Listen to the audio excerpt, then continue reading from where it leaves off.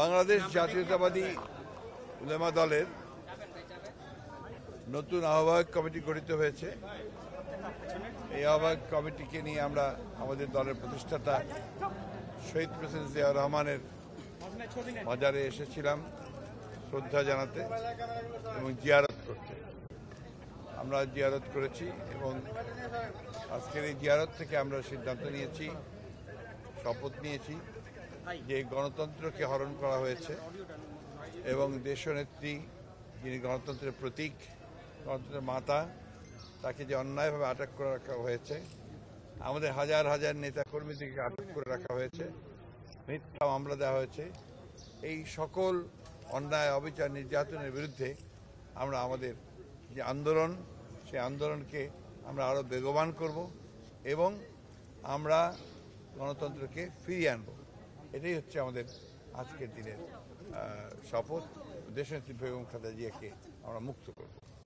মাননীয় মহাসচিব, এটা আপনারা বলছেন খালেদাকে মুক্ত করবেন, ইতিমধ্যে তৃণমূলের অনেকে ক্ষোভ প্রকাশ করেছেন যে কেন্দ্র থেকে জোরালো কোনো আন্দোলন কর্মসূচি দেওয়া হচ্ছে না। আসলে এটা কেন হচ্ছে না, আপনারা আসলে আন্দোলনটা কি করবেন?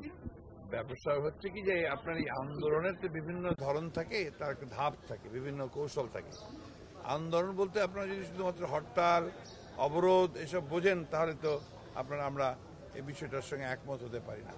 আমরা আন্দোলন জনগণের মধ্যে আপনার একটা আলোড়ন সৃষ্টি করতে হবে এবং জনগণকে সঙ্গে নিয়ে আপনার এই সোচ্চার হতে হবে, সেটাকেই আমরা আন্দোলন মনে করি।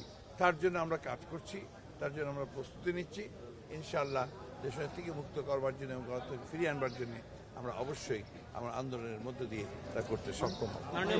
আপনারা তো গতকাল বিএনপি চেয়ারপারসনের সাথে সাক্ষাৎ করেছেন, ওনার স্বাস্থ্য সম্পর্কে আমাদেরকে একটু জানাবেন। আর দ্বিতীয়ত হচ্ছে যে উনি প্যারোল সম্পর্কে উনি কি বলেছেন, যে এই বিষয়টা নিয়ে তার অভিমত। আমরা অনেক দিন পরে গতকাল একটা অনুমতি পেয়েছিলাম দেশনেত্রী বেগম খালেদা জিয়ার সঙ্গে সাক্ষাৎ করবার জন্য। সেটাও হচ্ছে আপনার সেটা বাংলা নববর্ষের দিন, যেটা স্বাভাবিকভাবে একটা আপনার প্রচলিত নিয়ম আছে যে সেদিন আত্মীয় স্বজন, বন্ধু বান্ধবরা তার সঙ্গে সাক্ষাৎ করতে পারেন।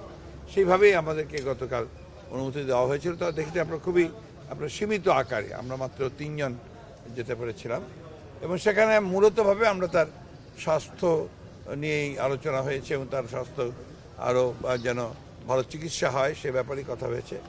আর আমরা আলোচনা করেছি তার যে মামলাগুলো রয়েছে সেই মামলাগুলোর অবস্থা কী সেটা জানতে চেয়েছেন এবং তার জন্যে কীভাবে আইনি পদক্ষেপ নেওয়া হচ্ছে সেগুলো তিনি জানতে চেয়েছেন। দলের অবস্থা জানতে চেয়েছেন। দলের নেতাকর্মীদেরকে তিনি বলেছেন যে নববর্ষের দিনে তাদেরকে তিনি শুভেচ্ছা জানিয়েছেন দেশবাসীকে এবং নেতাকর্মীদেরকে, যে গণতন্ত্র পুনরুদ্ধারের জন্য যেন সবাই ঐক্যবদ্ধ থাকে, দল এবং জাতির যে ঐক্য, সেই ঐক্য যেন অটুট থাকে।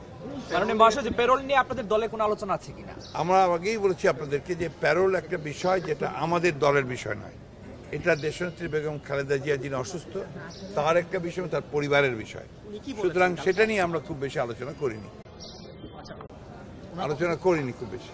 জি, সংসদে যাওয়া নাকি আপনাদের দলে কোনো আলোচনা আছে? না, আমাদের মধ্যে এর মধ্যে কোনো আলোচনা হয়নি। স্যার, আমরা যতটা জানতে পেরেছি আপনাদের যারা নির্বাচিত হয়েছেন অনেক সংসদ আছেন, অনেক কোথায় কয়েকজন 6 জনের মধ্যে নির্বাচিত বলতে এই তথাকথিত একটা আপনার ভুয়া নির্বাচন, এর মধ্যে দিয়ে তো আমরা নির্বাচিত বলছি না, আমরা ফলাফল প্রত্যাখ্যান করেছি। কিন্তু এদের মধ্যে 2-1 জন বলছেন যে যদি এইরকম কোন রকমের ইনফরমেশন আমাদের কাছে নাই।